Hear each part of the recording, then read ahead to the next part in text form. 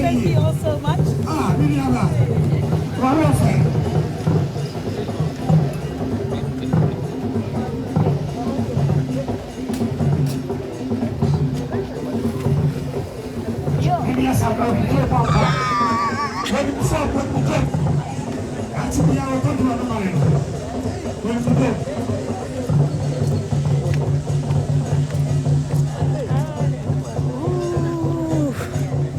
Wow, that's powerful.